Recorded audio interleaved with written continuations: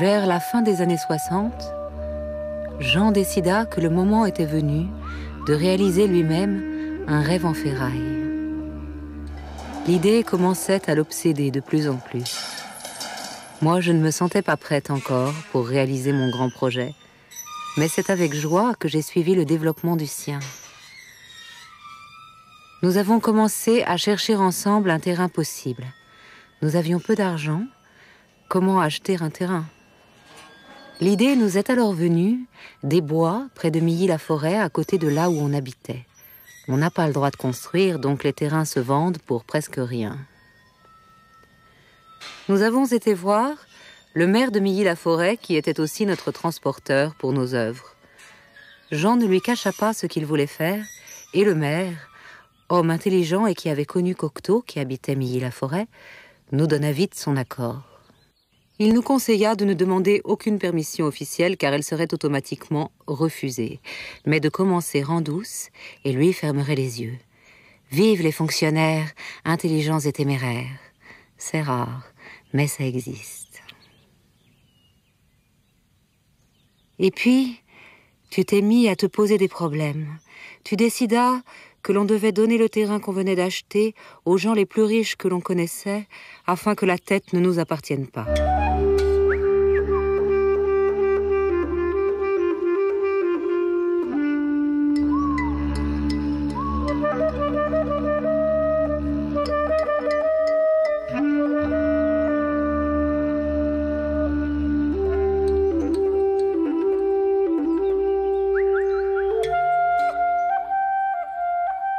Notre première idée était de construire un monstre et de l'appeler le monstre de Milly.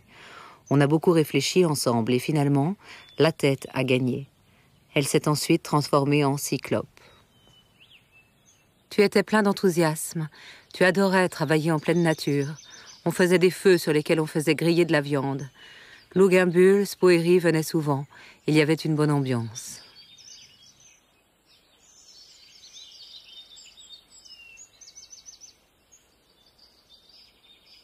Ach, das ist, wir waren dann alle im Schuss und wollten grosses Zeug machen und haben den Platz bekommen, den Wald bekommen. Und Leute im Hintergrund, die das finanziert haben. Das war alles wichtig. Ja, wir haben einfach den Kopf dort gebaut, wo man ihn bauen konnte. Und das war einfach auf dem Gelände, wo der Tengeli mit der Niki gelebt hat. Und das ist Milly-la-Forêt. Dort haben wir gelebt, dort haben wir eingekauft. Und dort war der Wald in der Nähe, wo wir nachher den Kopf konstruiert haben. Ja, der Tengel wollte ja wollen, dass man den Kopf gar nicht findet zuerst. Das war alles umschlossen vom Wald. Oder? Und dort ist man fast nicht dazugekommen. Und keine Wegweiser, nichts, rein nichts, dass man ihn nicht findet. Und plötzlich findet ihn jemand und klopft, da ist ein riesiger Kopf da. Als wir den Forêt bekommen haben, war es natürlich etwas Wunderbares. Das gibt es in der Schweiz eigentlich nicht.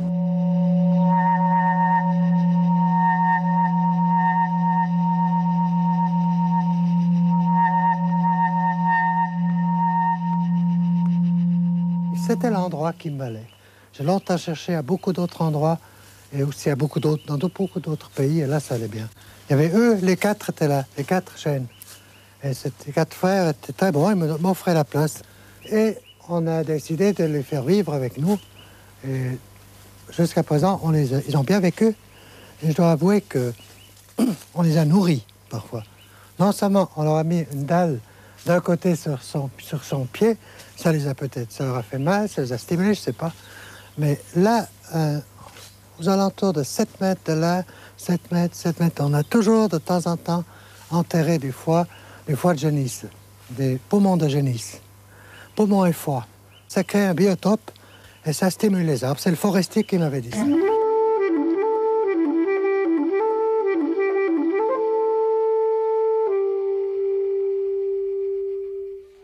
Depuis longtemps, il voulait faire une grande pièce dont il dominait complètement la situation, pas une exposition, pas une petite pièce à vendre. Il était assez sceptique de la situation de l'art et c'est les relations avec l'argent. Et là, donc, c'était l'idéal, c'était secret, c'était invisible. C'est une espèce de rêve qu'il réalisait. Il n'avait pas d'argent dans le cours, il n'avait pas de permis, aucun. Et Jean payait tout lui-même. Comme ça, il n'avait pas d'intervention possible. Louglimbühl était sans doute parmi les premiers, Marcel Duchamp aussi, et bien d'autres. Il aimait beaucoup cette idée de collaboration, d'inspiration échangée. Enfin, c'était un rêve. C'était un rêve secret et ancien. Je me rappelle quand il a fait le premier dessin, là, c'est un dessin où il y avait un tête, un cyclope et un dragon, genre Niki, un dessin de Niki. Eines Tages hat mich der Tengel überrascht mit der Idee, wir sollen einen riesen Kopf bauen. Niki hat das Einfalleigner überredet, er soll mal etwas Grosses machen. Zum Beispiel ein Monster, das eingegraben ist bis zum Kopf. Sie hat das Modell ein Gesicht modelliert, das eigentlich nachher unser erstes Modell war. Très vite, Jean a voulu inclure dans son projet la participation d'autres artistes. Tout de suite lui vient en tête d'inviter Bernard Louglimbühl, Soto, Daniel Spoerri, Eva Heipli, Larry Rivers et moi. Jean aime l'œuvre des autres et donc ce fut un geste très naturel pour lui de les inclure dans son rêve.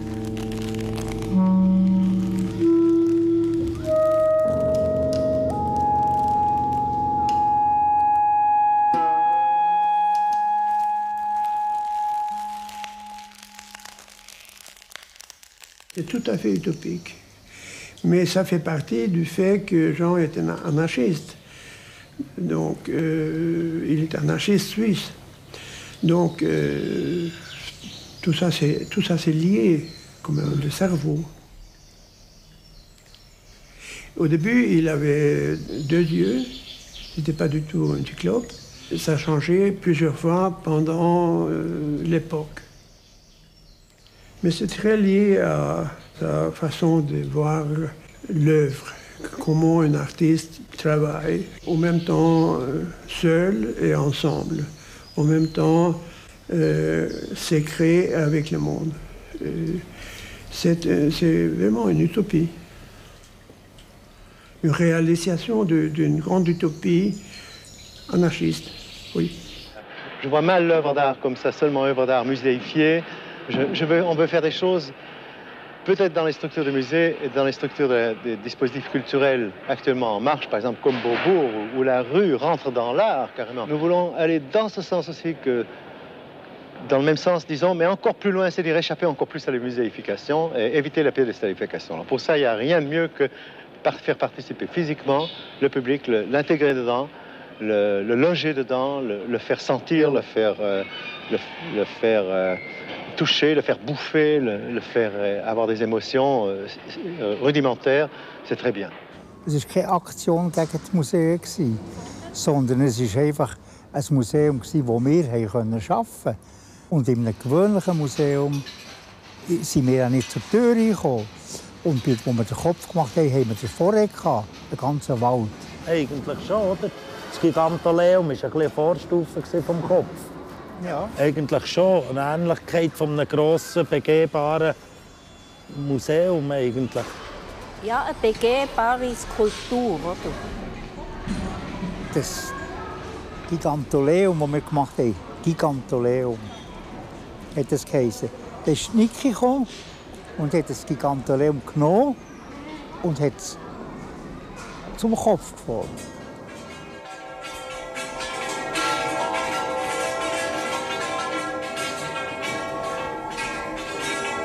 Mais Tanguy, il a quand même gardé un certain esprit dada après son passage par ce monde d'Iris clair, mais avec une personnalité tout à fait différente. Il est parti quand même d'une chose très logique parce qu'il a fait ces magnifiques œuvres dans les années 50 qu'il appelle les Metta Malevich, que c'est une prolongation de l'œuvre de Malevich dans l'espace et dans le temps. Il n'a jamais laissé d'être un artiste attaché à l'art cinétique. Un des créateurs d'ailleurs d'art cinétique de la deuxième moitié du XXe siècle. Il est reconnu mondialement, vraiment, mais je pense qu'il est plus grand de ce qui pensent les historiens d'art. Il est beaucoup plus grand créateur. Il n'est pas à sa place. Il faut l'étudier davantage et voir que sa proposition, c'est vraiment une révolution dans l'art.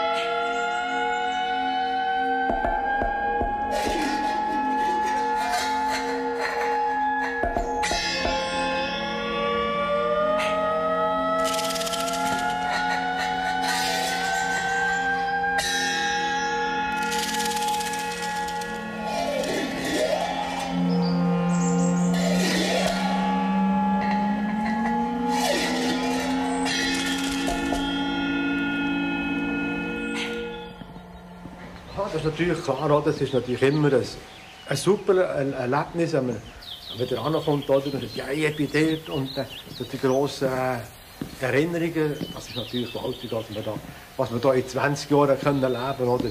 Und von dem her kann man, glaubt man, das ist das Leben lang zehren davon. Man kommt immer wieder dort und dann sieht man das und das haben wir so gemacht und das hat mit dem erlebt. Oder?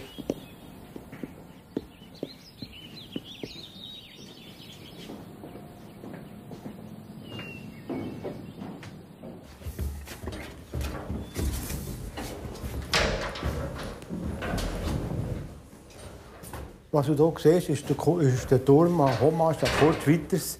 Den haben wir extra als Erinnerung an ihn gebaut, oder? C'est marrant parce que c'est le premier endroit où en fait, j'ai commencé à travailler au Cyclope.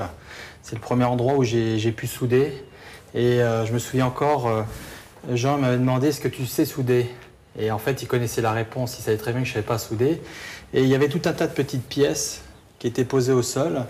Et il m'a dit écoute, essaie de combler un petit peu les trous de lumière. Ah. Voilà. Ça, c'est une bonne chance pour toi.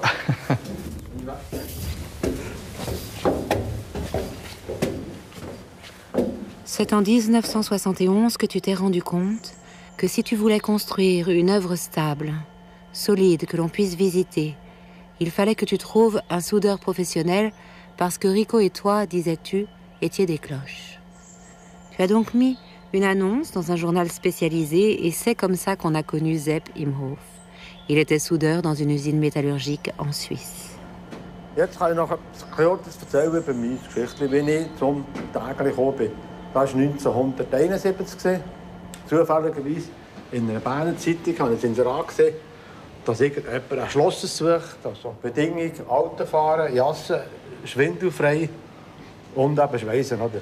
Ich dachte, ja, warum nicht? Für ein halbes Jahr nach Paris zu arbeiten, dachte ich, ja, das hat mich noch gereizt. Oder? Ich habe die Postkarte geschickt und für mich ist das grosse Los gefallen. Oder? Ich habe im Segeln arbeiten. Oder? Es ist natürlich ein halbes Jahr natürlich so schnell vorbeigegangen, dass am Schluss gerade effektiv 20 Jahre geblieben ist. Oder? Also hat sich eine praktische Gruppe gebildet. Da war der Rico Weber dabei. Paul Wittmann hat da sehr viel mitgeholfen. Oder? Das war der Assistent vom Luginbühl. Oder? Und natürlich Luginbühl selber war natürlich sehr aktiv. Ich wusste, dass es einen grossen Kopf gibt und ich wusste, dass es einen Haufen Material braucht. Und wir konnten ja nur arbeiten, wenn wir das Material bekommen. Und das Material suchen, das war mal das Wichtigste. Und wir hatten gute Leute, die uns Material gesucht haben selber und es noch hergebracht haben. Weil das waren Tonnagen. Einfach aus der Umgebung haben wir alles Material gefressen. Wir haben einfach einen riesigen Flütter Beton kommen, haben den ausgeleert. Und ich sage dem Tägeli, du spinnst ja, das geht doch nicht, wir müssen doch Fundament machen. Jetzt war aber der Flütter das einzig Richtige gewesen, für so einen Kopf zu machen, weil das alles war sandig war. Und das ist auf dem Sand oben ist das ein wunderbares Ding geworden, ein wahnsinnig guter Grund geworden. Und dann haben wir einfach dort rein eingesteckt, wo sie nachher weiterbauen können. Il y a principalement le travail de Jean Tinguely, c'est certain, comme initiateur, ingénieur en chef, ingénieur en guillemets. Luginbühl, mon ami Bernard Luginbühl, et Niki de Saint-Pal, c'était le trio. Et Seppi ici présent. Je n'ai pas la force de frappe que Seppi a, qui consiste à savoir maîtriser le fer et le comprendre. Et des soudures comme on en voit ici qui ont l'air de rien, il faut les faire. Il faut savoir faire des soudures comme ça. C'est un don extraordinaire que cet homme a. C'est un homme de fer. Und am Anfang war es natürlich nicht so komfortabel mit Stegel und alles. Oder? Da hat man einfach irgendeine alte Stege gefunden auf dem Abbruch. Oder? Und dann ist die bis auf 3 Meter gegangen und die nächste ist dann von 3 bis auf 7 Meter gegangen und dann ist das Plattform gekommen. Also direkt akrobatisch zum Aufklettern. Oder? Und das ist, ja, bis man endlich einmal gewusst hat, ja, jetzt kommt die Stege. Oder? Jetzt hat man eine Plattform, wo man dann weiterbauen kann. Und das hat man zuerst müssen machen, bevor wir etwas machen können. Wir können Stege im Himmel aufhängen. Oder?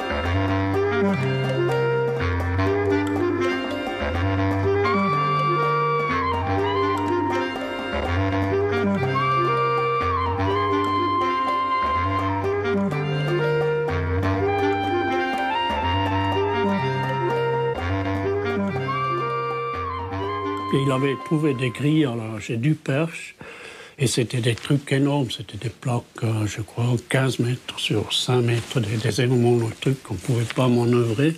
Donc là, il avait une grue pour les placer. Et après, la deuxième fois qu'il avait une grue, c'était pour les wagons de chemin de fer. Et le reste, c'était tous avec des tirs forts comme ça. Bon, c'était des heures. Et ça pousse 5 cm par 5 cm pour arriver en haut, quoi. Et ça, c'était vraiment la galère. Hein, c'était la rame.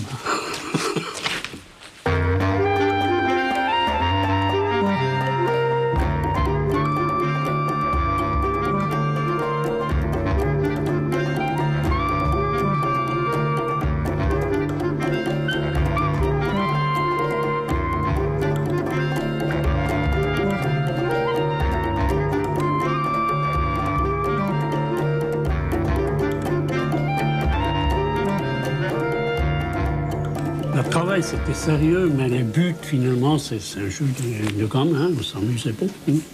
Et même on se fait chier, quoi. Parce qu'on avait des longues journées. On a travaillé jusqu'à 15 heures le jour, comme ça, avec Jean. Il est venu de 4 heures du matin jusqu'à tomber de nuit à 11 heures du soir. On était vraiment aussi en rivalité. Et c'est, je crois... C'était l'énergie, la rivalité entre des mecs comme ça. On fait, moi je prends 50 kilos, l'autre il prend 70 kilos, et l'autre il prend 80, et l'autre comme ça, et on monte plus vite. Et c'était tout un bordel de mecs, quoi, comme ça. Surtout pour impressionner qui, tu vois, c'est tous... c'était tout un jeu des gamins, quoi, des gamins adultes.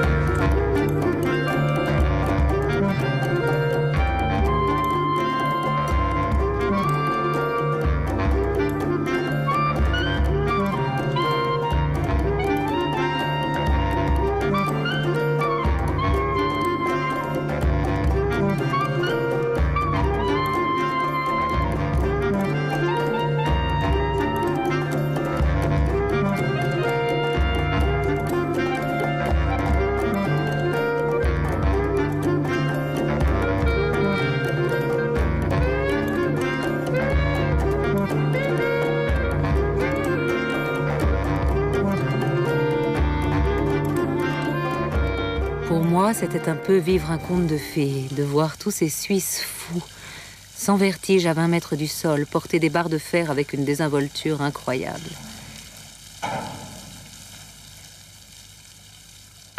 Il faut s'imaginer ce que c'est, de toucher sans arrêt la ferraille froide et humide l'hiver et d'être brûlé par des milliers de petites étincelles.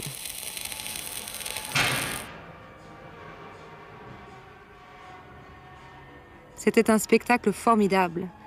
L'effort physique et moral était colossal. Toute l'énergie partait vers un seul but. Petit à petit se construisait le rêve de Jean. Le temps s'arrêtait dans la forêt. C'était un temps magique, en dehors du temps. Es hat natürlich schon ein paar Skizzen gegeben, wie man das vorstellen hätte machen und zum Erklären. Oder? Aber was so toll war, oder, wie er es erklärt hat. Und das war schon ein Event, das war schon etwas Tolles, wenn er da war. Oder die Präsenz von einem Tag war natürlich etwas Einmaliges, weil die Leute eben das können erzählen und die Begeisterung dazu. Und das war das Faszinierende, oder? Wenn wir etwas dahinter stehen und sagen, das machen wir und so machen wir es. Oder? Das Wichtige ist, es ist schnell gegangen. Oder? Und, er hat nicht gesagt, ich habe Zeit zum. Nein, das ist, wenn er etwas wollte, hat das blitzartig müssen da sein. Er war einfach ein ungeduldiger Mann. Er hat einfach das, was er gesehen hat, was er im Kopf hatte, er sofort gesehen und sofort erleben. Oder? Und nachher ist er vorbei gewesen. Aber eben die Geschwindigkeit, und das hat ihn fasziniert. Und er hat gesagt, ja, ich habe ja nicht Zeit, noch eine lange halbe Stunde Brauen abzunehmen. Das interessiert mich gar nicht mehr. Das ist das Werk und das Endprodukt. Oder? Und das war das Aufregende und das Tolle an ihm. Oder? Weil er so schnell reagieren und so schnell sieht, was er will und das alles zusammen. Oder? Je suis là, pour moi c'est évident. On fait ça, on le fait bien, on le fait totalement. C'est drôlement bien fait. On fait attention, on a du plaisir à le faire, on fonce. Et on veut que ce soit logique et on veut que cette absurdité soit bien organisée.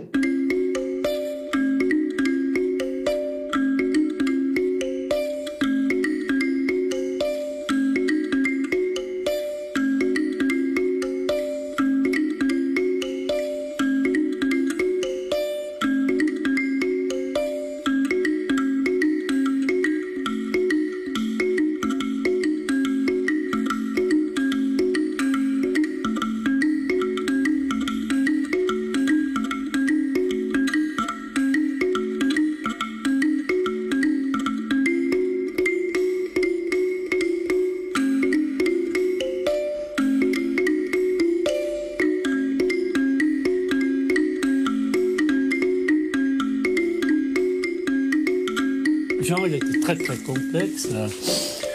Bon, il pouvait être très gentil, il pouvait être méchant, chiant et tout. C'était vraiment un être humain total, quoi, dans toutes les couleurs, quoi, Mais il avait vraiment un charisme. Quand il parlait de quelque chose comme ça, on savait qu'il était mordu. Et ça te fait mordre aussi. Donc, tu vois, il avait tellement une énergie pour arriver. Et ça m'étonne combien il a travaillé. Hein.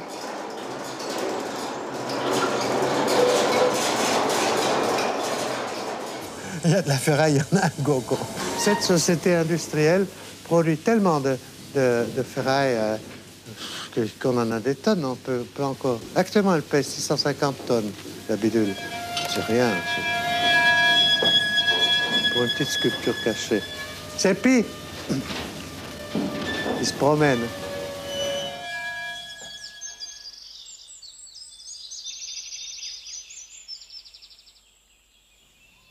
La vie, avec Jean, Seppi, Rico, à Soisy et à la commanderie, était joyeuse, on s'amusait beaucoup. Il parlait suisse-allemand dans un dialecte affreux que je n'essayais pas de comprendre. J'aimais rêver, et ça ne me dérangeait pas, ce bruit, comme un grincement de roue. Ça me rappelait les machines de Jean. J'étais leur princesse. Il me faisait souvent des blagues. Rico, sa spécialité, c'était les gâteaux d'anniversaire explosifs. Lui et moi, on avait peur des inattendues colères de Jean. Il était comme un volcan quand il se fâchait. Mais quand je voyais Rico trembler, j'avais un peu moins peur.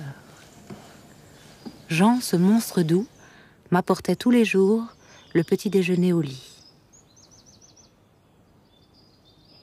Nikita Samphal est là, constamment provocante, impossible, plein d'idées, et encore provocante.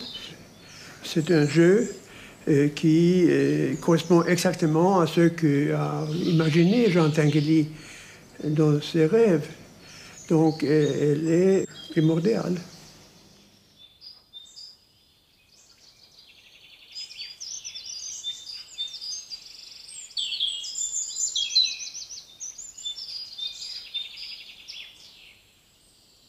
Im Wald hat man einfach gelebt wie die ersten Pioniere. Zuerst hat man Bäume gefällt und dann haben sie das gemacht und dann hat man das Feuer gemacht und dann hat man gekocht. Und das war so wie ja, Pionierarbeit. Arbeitslager. Ja. Ein Gulag. Ui. Das scheint ja. Das Thema ist gemütlich. C'est un problème. Manger pour le grand troupe. Le groupe. Und dann haben wir Köchlachhof, der Tinguely Köchlachhof von Holland. Mit ganzen Lastautos voll zu fressen. Küchen, alles bis das Letzte. Sind wir versorgt worden. Jetzt sind wir beim Futtern. Das Verpflegen ist etwas ganz Wichtiges. Und es ist auch fast wie ein Ritual, auch zu einkaufen und zu kochen. Auch das Trinkwasser in den Wald zu schleppen ist jeden Tag eine wichtige Arbeit. Ich höre den Jean heute noch jeden Tag sagen, sein täglicher Spruch, heitertes Wasser. Und nachher hat es immer haben wir auf dem Bauplatz gegessen, so viel. Um 12 Uhr hat dann ein Feuer gebrannt, da sind grosse Stücke drauf gebraten worden. Aber zwischen hat dann auch Niki bis Mittagessen gebracht, sehr luxuriös. Meistens war es vom Herd vom Koch. Es hat nie ein Gestürm gegeben. Der Jean war der Höchste, dann kam Niki und am Schwanz war ich. Aber sonst hat niemand etwas zu sagen gehabt. Aber haben gleich Sachen ausführen, die der Tinguely gut gefunden hat. Das waren alles unsere Freunde und die Freunde ihre Frauen. Wir haben noch den grossen Film gemacht von der Niki. Das waren alles Freunde, das waren alles Freunde von uns. Darum, es funktioniert, ja.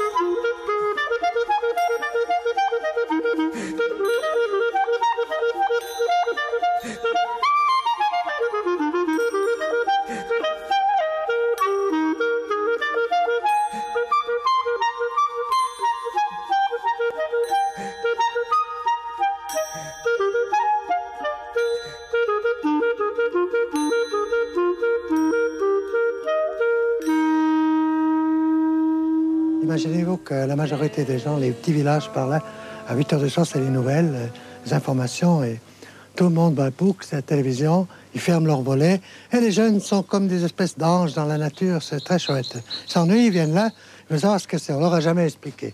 C'est une erreur, alors parfois ils essaient de pénétrer dedans, alors on leur a fait des trappes, des blagues, on leur a fait des fausses portes. Quand ils avaient travaillé, réussi enfin à l'ouvrir, ils ont découvert qu'il y avait encore une plaque tassée avec du béton derrière.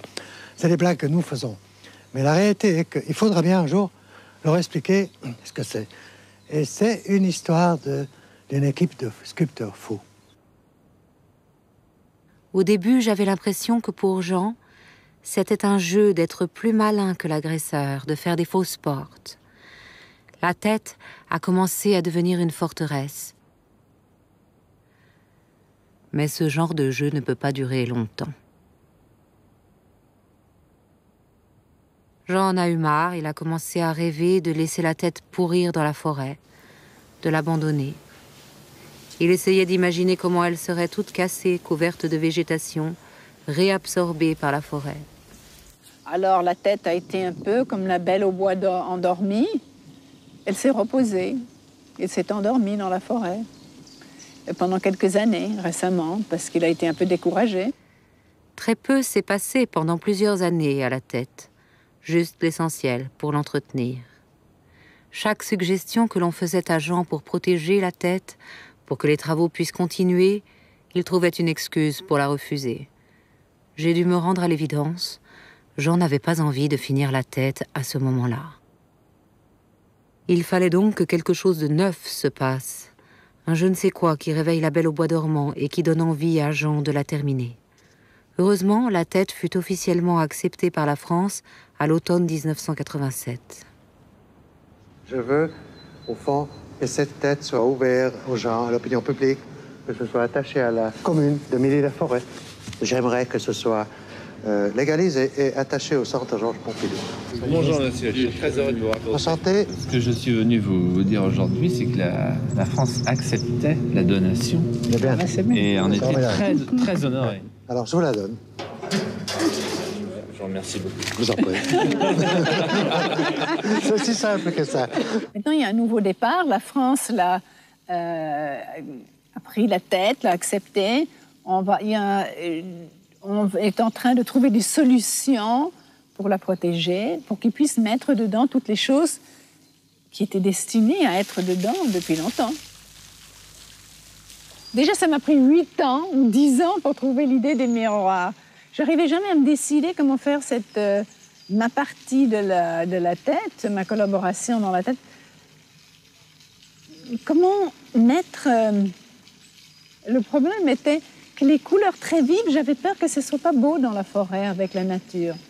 Alors j'ai pensé pendant un moment à le recouvrir tout de mousse, que ce serait très beau.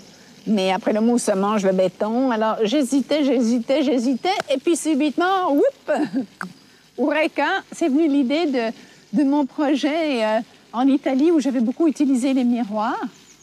Et je me suis dit, miroir.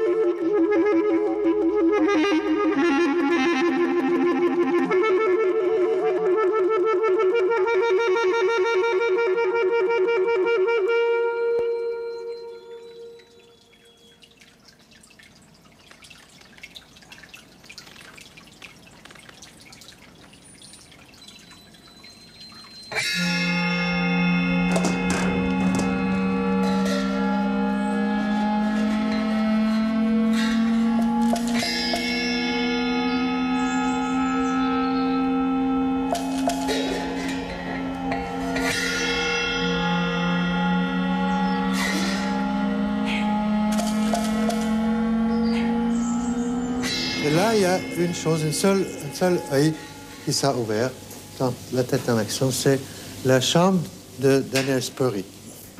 La chambre d'hôtel de Daniel Spurry, la première fois que Daniel Spurry est venu à Paris, et il nous a nourris, Eva et moi, très longtemps. Salut Jeannot! Attends.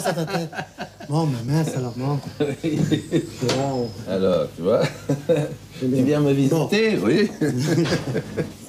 Cette chambre, c'était ta chambre, c'était notre refuge, oui.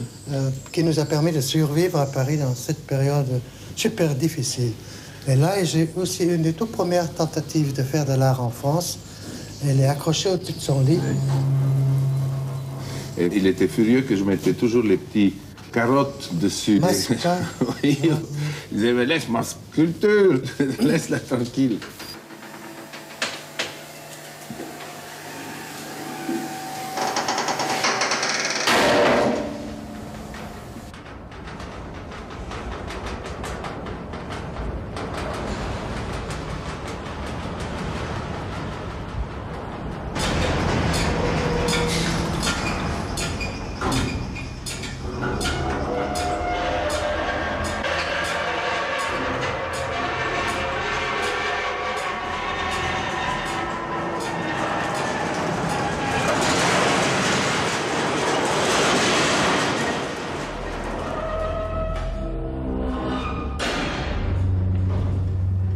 là, on est à l'intérieur de la sculpture, le théâtre.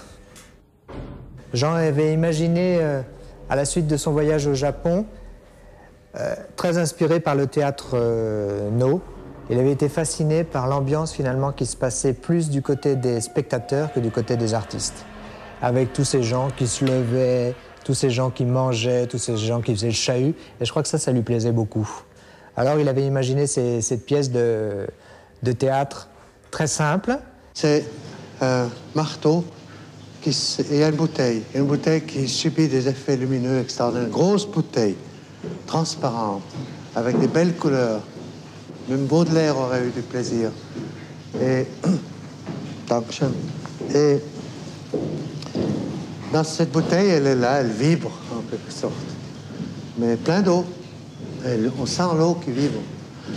Et il y a un marteau qui, par une voix de marteau, commence à tout doucement déclarer son amour. De plus en plus tonitruant pour la bouteille. Et il se lève, il commence en quelque sorte à... Je ne veux pas dire quelque chose de... Bon, il devient en état viril, le marteau. De plus en plus grand par son ombre. C'est automatique, c'est le théâtre automatique, c'est courte pièce. Il faut chaque fois une nouvelle bouteille, c'est tout. Et la bouteille vibre. Elle sent l'amour qui vient sur elle. Et le marteau se lève. Le marteau se lève. Et finalement, c'est vraiment la déclaration d'amour totale. Et le marteau se laisse aller et casse la bouteille. Et tous les gens ont les pieds mouillés. Ça, c'est ma pièce. Elle dure à peu près 5 minutes.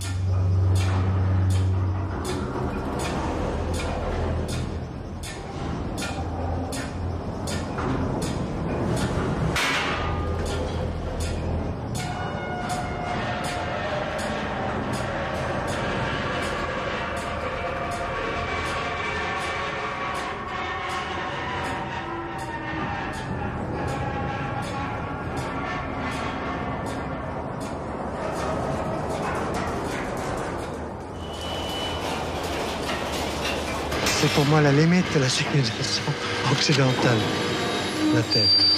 Elle est tournée vers le sud et le nord, la civilisation nordique, infernalisant l'ère industrielle totale folle qui regarde vers le sud. Et derrière elle, elle a le wagon de chemin de fer français qui était un prototype de wagon de chemin de fer dans lequel on déportait les prisonniers qui allaient en Allemagne, qui allaient dans les camps de concentration. C'était des wagons comme ça. Là, c'est marqué 11 chevaux sur ce wagon. Mais on pouvait aussi mettre 50 personnes dedans, ou 70. Et ces wagons ont servi à la déportation. C'est un wagon qui date de cette époque.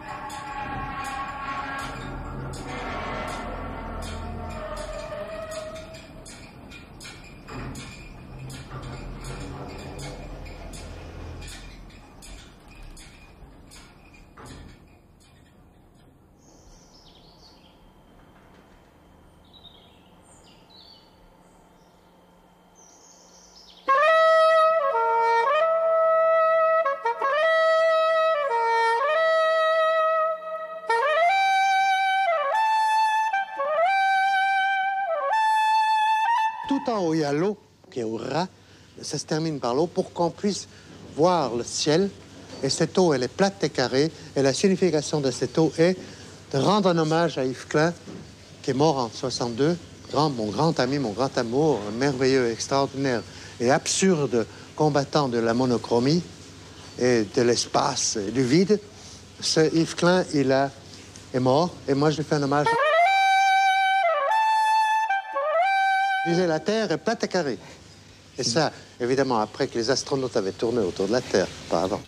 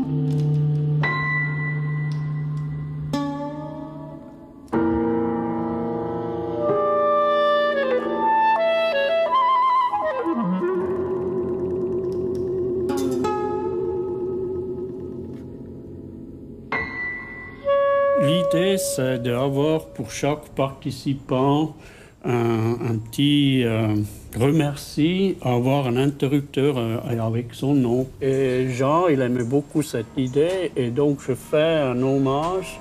Ça commence ici, le centre, c'est Jean Niki, c'est Pierre et moi, c'est les premiers qui ont commencé, et après il y en a autour, il y a les artistes qui ont participé. Et là, il y a Duperche. Duperche, c'était les ferrailleurs qu'on a cherché toutes les ferrailles. Donc finalement, c'est lui qui est propriétaire de la tête, parce que toutes les ferrailles, c'est à lui, quoi.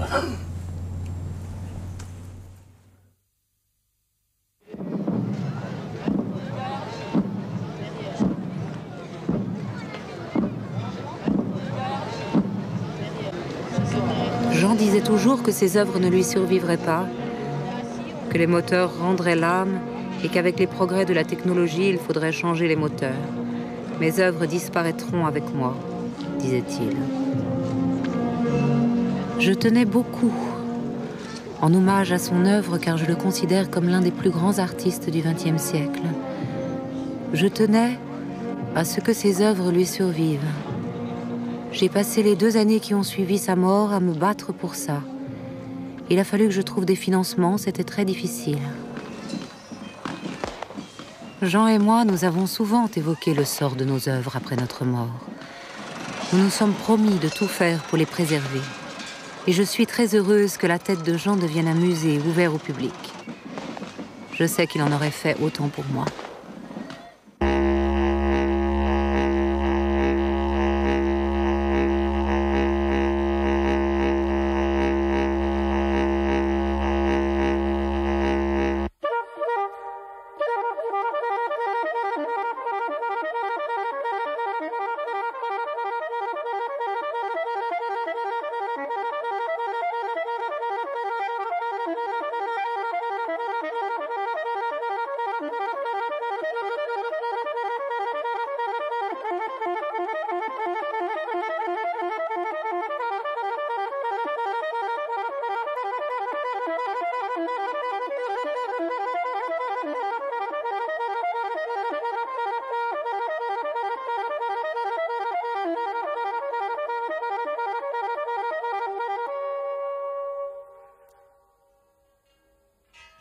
Je sais que c'est pénétrable, je l'ai fait dans les années 60 pour mon exposition chez Denis René.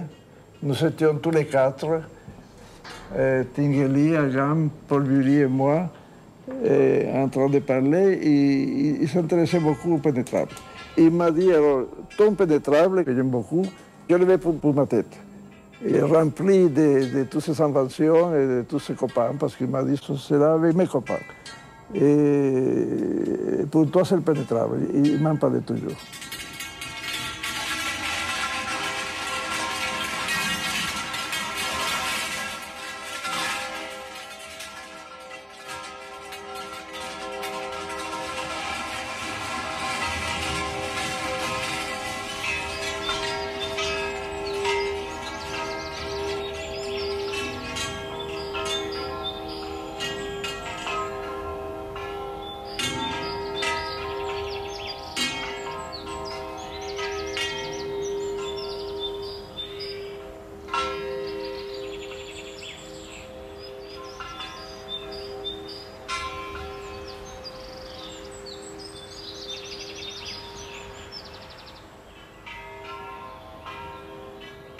Le travail de Jean, c'est vraiment quelque chose à la fois de très compliqué et de très simple, parce que on a l'impression qu'il a un petit peu tout prévu dans la panne, alors que c'est pas possible. Et on s'aperçoit qu'au bout de 10 minutes, en fonction du soleil, en fonction du temps, la roue, en fait, elle va se remettre à tourner. Et je crois que c'est ça, en fait, ça, c'est l'œil de Jean, quoi.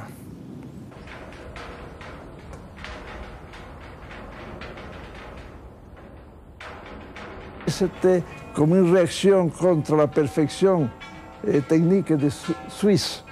C'est une réaction intelligente de protestation, je ne sais pas si le mot est correct, avec un système très rigide de technologie. Il a joué avec sa technique à faire l'envers. Je pense qu'il a fallu être quelqu'un d'un pays très développé pour inventer une sauce si absurde.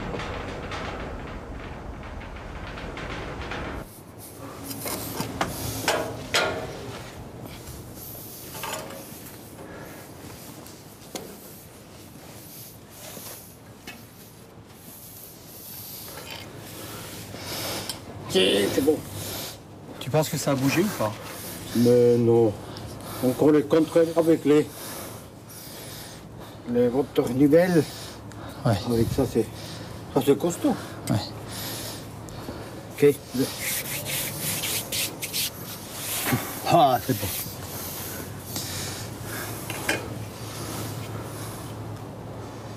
Ouais. Ouais. Ça, c'est la précision suisse. Ouais. Ouais. Ça va pas bouger. C'est pas bougé. Et la poutre qui est là, elle est remplie, elle va directement dans le radier? Oui, c'est directement de là. Elle est remplie de béton? C'est entré la béton, oui. D'accord.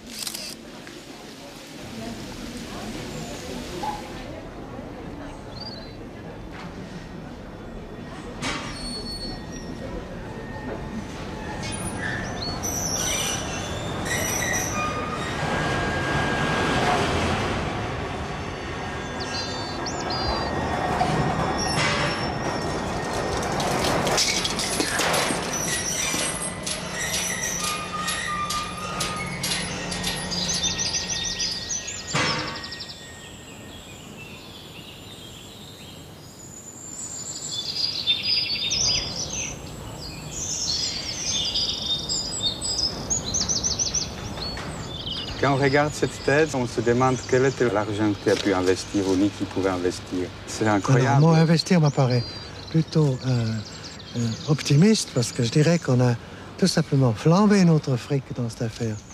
Dans le meilleur sens du mot. On a foutu l'argent en l'air. Et on n'a jamais contrôlé, on ne sait pas. Je ne pourrais pas vous dire combien j'ai dépensé.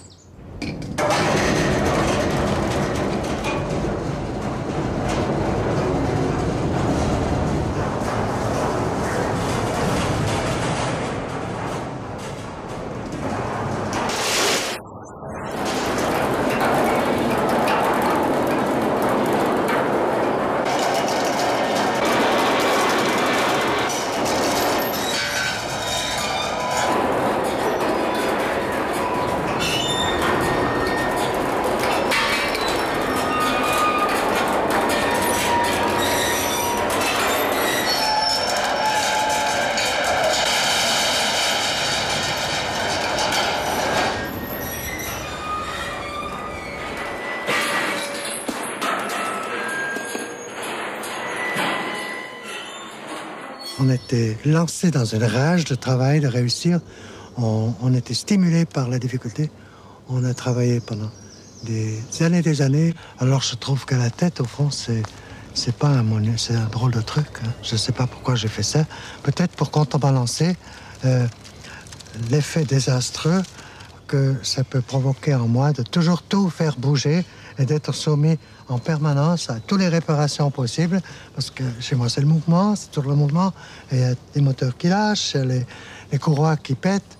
Alors peut-être là, je cherche une œuvre, où j'avais eu l'idée de chercher une œuvre définitive. Alors que c'est ridicule, je veux rien de définitif.